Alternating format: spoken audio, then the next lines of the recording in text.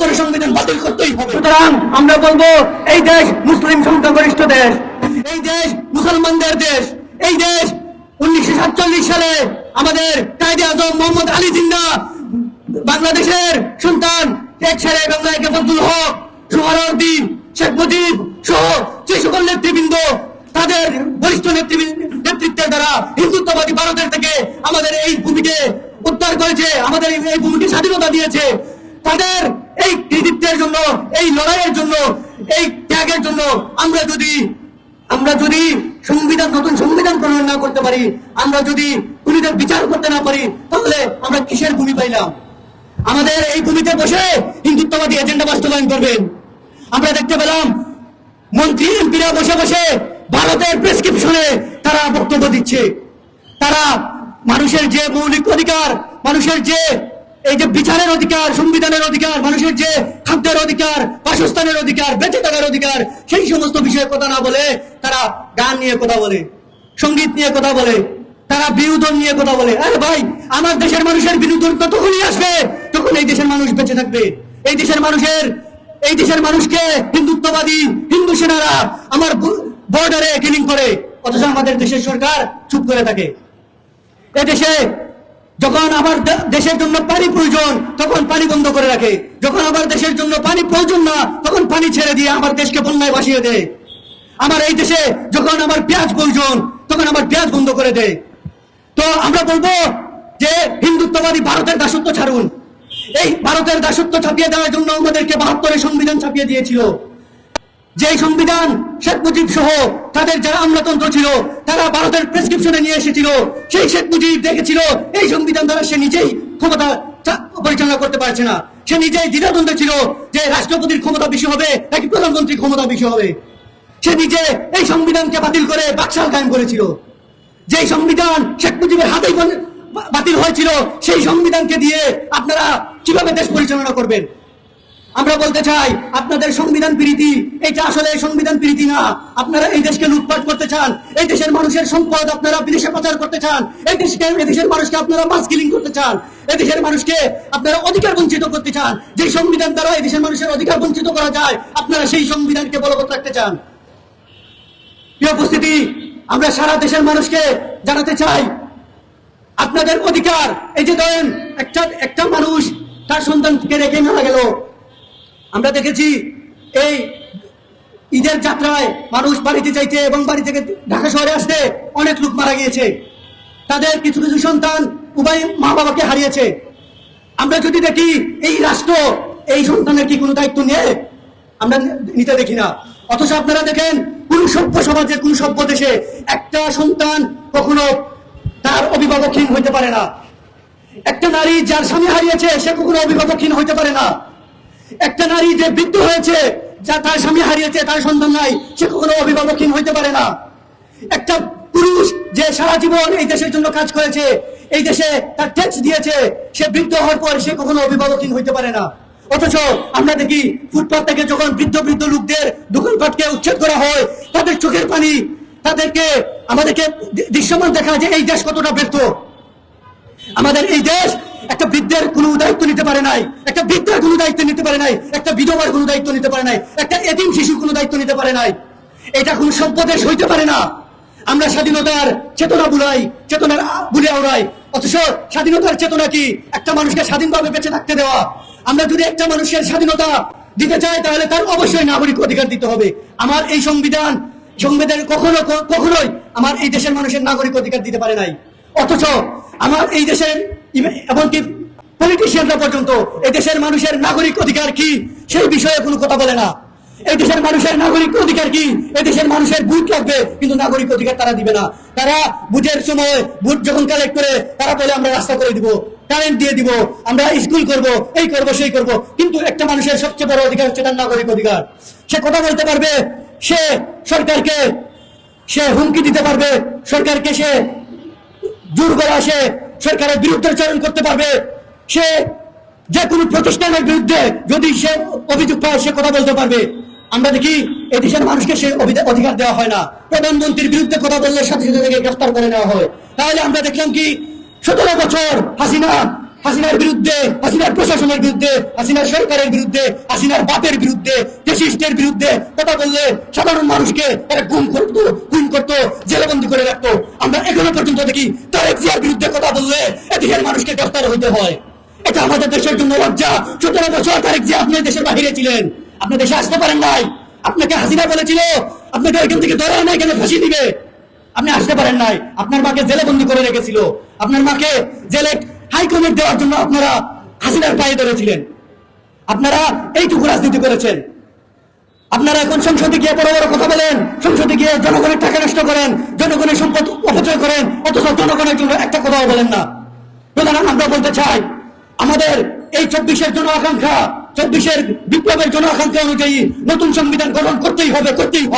72 সংবিধান বাতিল করতেই হবে। এদেশের মানুষের, মেজরিটির মানুষের, মুসলমানদের অধিকার সম্বলিত সংবিধান প্রতিষ্ঠা করতেই হবে। এদেশের সংবিধানে এক আল্লাহর প্রতি আস্থা এবং বিশ্বাস পুনঃপ্রতিষ্ঠা করতে হবে। এই দেশের সংবিধান কখনো সেকুলারিজমের সংবিধান হইতে পারে না। এই দেশের সংবিধান কখনো কোন ঈশ্বরকে বিশ্বাস করে না, কোন আল্লাহকে বিশ্বাস করে না, এই ধরনের সংবিধান হইতে পারে না। সুতরাং আমরা বলতে চাই, নতুন সংবিধান গঠন হতে হবে এদেশের মানুষের জন আকাঙ্ক্ষা অনুযায়ী। 92% মুসলমান, এদেশের 92% মুসলমান অধিকার পাইলে এদেশের মানুষের যে মাইনরিটি যে শ্রেণী আছে তারা অবশ্যই অধিকার পাবে। আমরা বলতে চাই, পিলখানা হত্যাকাণ্ড, এই শাপলা চত্বরের মেসাকার, শাপলা চত্বরের গণহত্যা এবং পরবর্তীতে হাজার হাজার গুম এবং শেষ পর্যন্ত দেখলাম হাসিনা রেজিম তার 2024 সালে তার সন্ত্রাসী বাহিনী, ছাত্রলীগ, যুবলীগ, কৃষক লীগ সহ যত লীগ আছে, যত সন্ত্রাসী লীগ আছে, সকল লীগকে লেলিয়ে দিয়ে তারা এদেশের মানুষকে মাস কিলিং চালিয়েছে, গণহত্যা চালিয়েছে। তারা স্নাইপার দিয়ে হত্যা করেছে, ঘরে ঢুকে হত্যা করেছে, তারা রাস্তায় নিয়ে পিটিয়ে হত্যা করেছে, তারা গুম করেছে, তারা আমাদের এই সম্পদকে ধ্বংস করেছে, তারা পুলিশকে হত্যা করেছে এবং এই দেশের মানুষের যে অধিকার ছিল সেই অধিকারকে না দিতেছে। তারা এমন একটা পরিবেশ তৈরি করেছিল, যারাই কথা বলবে তাদেরকে হত্যা করা হবে। তারা মানুষকে হত্যার মাধ্যমে, বুলেটের মাধ্যমে এদেশের মানুষের বাক স্বাধীনতা কেড়ে নিতে চেয়েছিল। সুতরাং আমরা বলবো, এই সংবিধানের অধীনে যদি হাসিনার মতো রেজিম তৈরি হয়, ফ্যাসিস্টের মতো রেজিম তৈরি হয়, আওয়ামী লীগের মতো রেজিম তৈরি হয়, সুতরাং বিএনপির উচিত না যে এই সংবিধানকে বলবৎ রাখা। আমরা বলবো, এই যে জুলাই গণহত্যা হয়েছে, এই গণহত্যার কোন ধরনের দৃশ্যমান কোন বিচার আমরা দেখতে পাইনি। এখনো পর্যন্ত কারো বিচার প্রক্রিয়া শুরু হয়নি। আমরা দেখতে পাই আওয়ামী লীগের বড় বড় সন্ত্রাসীদেরকে জামিনে মুক্ত করে দেওয়া হচ্ছে, আওয়ামী লীগের অফিস খুলে দেওয়া হচ্ছে, আওয়ামী লীগকে মিছিল মিটিং করতে দেওয়া হচ্ছে, সাধারণ পাবলিককে আওয়ামী লীগের দ্বারা আক্রান্ত হতে দেওয়া হচ্ছে। সুতরাং সরকারের প্রতি আমাদের আবেদন, আমরা জনগণের পক্ষ থেকে জাতীয় বিপ্লবী পরিষদ, মুসলিম জাতীয়তাবাদী দল বলছে যে এদেশের মানুষের অধিকারকে নিয়ে আপনারা ছিনিমিনি খেলবেন না। আপনারা এদেশের মানুষের অধিকারের প্রতিষ্ঠা করুন, আপনাদের সাথে মানুষ থাকবে। এদেশের মানুষের অধিকার প্রতিষ্ঠা করবেন না, আপনাদেরকে এদেশের মানুষ লাথি দিয়ে বিদায় করে দিবে। ধন্যবাদ সবাইকে। ধন্যবাদ জনাব ফজলুর রহমানকে। এ পর্যায়ে আমাদের সামনে বক্তব্য নিয়ে আসছেন জাতীয় বিপ্লবী পরিষদের যুগ্ম আহ্বায়ক জনাব সৈয়দ কুতুব। জনাব সৈয়দ কুতুবকে তার মূল্যবান বক্তব্য দেওয়ার জন্য বিশেষভাবে অনুরোধ করছি। আসসালামু আলাইকুম, আউযু বিল্লাহি মিনাশ শাইতানির রাজিম, বিসমিল্লাহির রহমানির রহিম। প্রিয় দেশবাসী, চৈত্রের তাবদাহে আজকে যখন উত্তপ্ত পুরো বাংলা, ঠিক তেমনি ভাবে আমাদের হৃদয় উত্তপ্ত হয়ে যাচ্ছে। কেন হচ্ছে? আমরা দেখতে পেলাম যে একটি বিপ্লব হয়ে যাওয়ার পরে শত শত এদেশের জনগণ রক্ত দিয়েছে, যতটুকু রক্ত দিয়ে একটি নতুন সংবিধান লেখা যায়, সে পুরো সংবিধানের উপরে আস্থা রেখে বাংলাদেশকে এই 1.5 বছর একটি সার্কাসে রূপান্তর করেছে।